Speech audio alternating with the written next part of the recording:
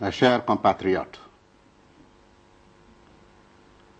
nous venons d'apprendre ce matin l'information la plus cruelle de notre histoire nationale.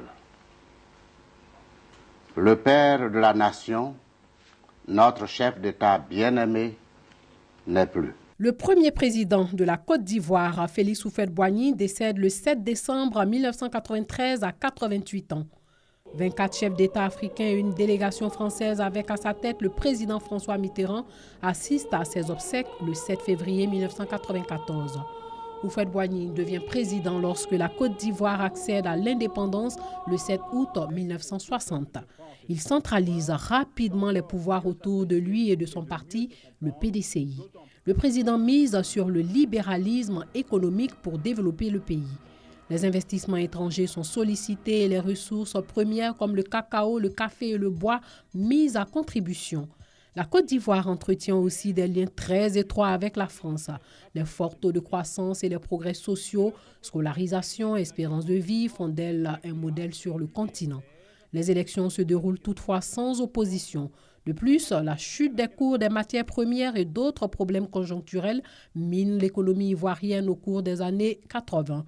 Accentuant les tensions sociales. Il y a 20 ans, avec un pouvoir d'achat plus élevé que le cacao qui nous a été proposé durant le dernier accord que nous avons refusé, 500 francs. Nous sommes les plus faibles. Après des mois et des mois de discussions, non pas seulement au niveau du marché commun, mais il s'agit d'un problème mondial, donc au niveau de la CUNCED. Nos propositions ont été refusées. Les grands courtiers ont imposé leur prix.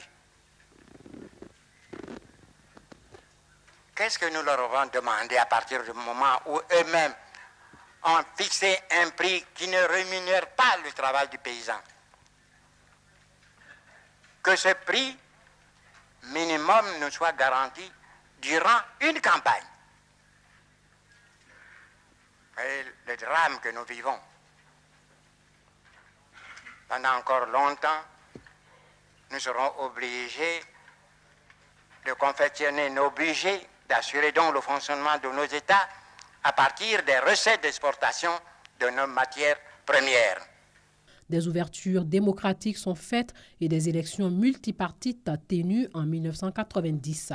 Son règne de 33 ans était l'un des plus longs parmi ses contemporains. Dépeint par De Gaulle comme un cerveau politique de premier ordre, tous ceux qui ont approché Houphouët-Boigny ont été frappés par son intelligence des hommes, sa capacité à les séduire et à les utiliser et sa volonté qui lui ont permis de devenir, après une carrière bien remplie, le bâtisseur de la Côte d'Ivoire moderne. Le miracle ivoirien se confond toujours avec la personnalité du président que l'on crédite de la progression des exportations agricoles qui a fait du pays le premier exportateur mondial de cacao, le premier exportateur africain de café, de coton ou de bananes, sans compter le bois, l'ananas ou le latex.